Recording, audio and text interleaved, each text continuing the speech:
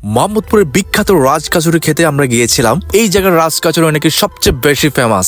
আজকে আমরা রাজ কচুরি ট্রাই করার জন্য দুজনে গিয়েছিলাম মোহাম্মদপুরে। এই রাজ কচুরিটা কিন্তু সব জায়গায় পাওয়া যায় না গাইস। এই রাজ কচুরিটা কিভাবে তৈরি করে আজকে আপনাদেরকে ভিডিওতে সব ডিটেল জানাবো। গাইস এত বড় রাজ কচুরি আমি খুব কম দেখেছি, এবং এখানকার স্থানীয় মানুষজন বলছিল যে এখানে রাজ কচুরিটা নাকি সবচেয়ে বেশি ফেমাস। তো গাইস আজকে আমরা দেখবো যে কথাই নয় কাজে আমরা দেখবো যে এই রাজ কচুরিটা আসলে কি ফেমাস নাকি।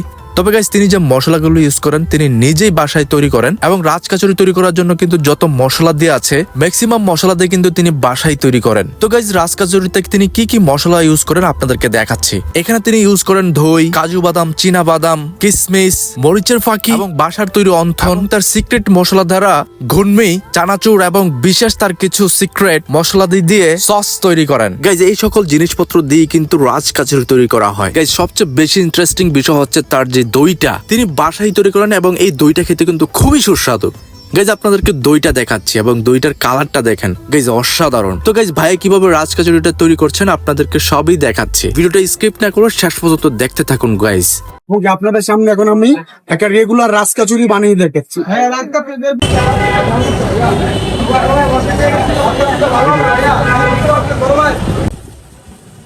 এই যে রাজ কচুরিটা দিলাম, এই যে আপনার এই যে অন্থনটা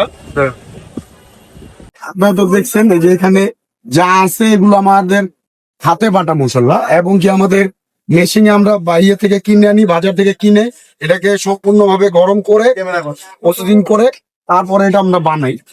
আর তারপরে যে দইটা, এই যে দই, এই দইটা আমরা বাসায় তৈরি করি। তারপরে দেখেন কতগুলো করে দই দিই। এই যে দইটা দেওয়ার পরে এটা কি এখন বেশি দিচ্ছেন নাকি কাস্টমার? না না ক্যামেরা থেকে বেশি দিচ্ছেন নাকি? না না, কাস্টমারের যতটুকু পরিমাণ দেওয়ার দরকার আমি ততটুকুই দিই, কারণ কাস্টমার ঠকাইলে আল্লাহ পাককে ঠকানো হইলো।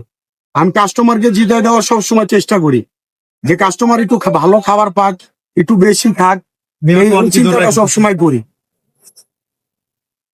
তারপর হলো এখানে একটা ফুচকা দেই, বড় ফুচকা। তারপরে যে আমাদের যে দইটা আমি নিজে হাতে বানাই, এই দইটা মনে করেন উপরে দিয়ে দিই। এই দইটা দেওয়ার পরে উপরে দিয়ে চানাচুর যায়, চানাচুরটা দেওয়ার পরে এই যে সসটা দিয়ে দিই উপরে দিয়ে। এই হলো হয়ে গেল আমাদের রেগুলার নাকি? না, এটা হলো regular raj kachori. Chilli sauce?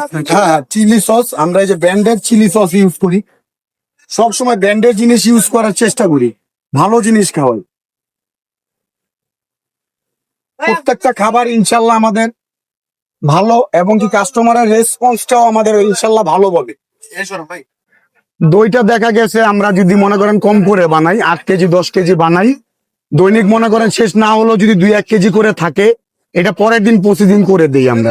তারপরে যেটা ইটা আছে আপনার যে ডাবলি গুলো থাকে, এগুলো দৈনিক আমরা এখানে যদি শেষ না হয় এখান থেকে ফেলে দিয়ে যাই। আর যে টক গুলো আছে মিষ্টি টক, ঝাল টক, এগুলো সম্পূর্ণ আমি এখানে ফালাই দিয়ে যাই, কারণ এটা একটা আল্লাহ তাআলা বলছে যে ভালো খাওয়াও, রিজিক আল্লাহ তাআলা দিছে। ওইভাবে আমি এখানে পচাবাসি খাওয়াই না। পচাবাসি খাওয়াইলে দেখা গেছে খাওয়াইলে মনে করেন আল্লাহ তাআলার কাছে দাবি থাকতে হবে, কারণ মানুষ মরতে হবে। পচাবাসি খাওয়াইলে রিজিকটাকে আমি ঠিক আছে একটা ইবাদত মনে করি, ওই হিসাবে মনে করেন আমি সবাইকে খাওয়াই, ভালো খাবার চেষ্টা করি।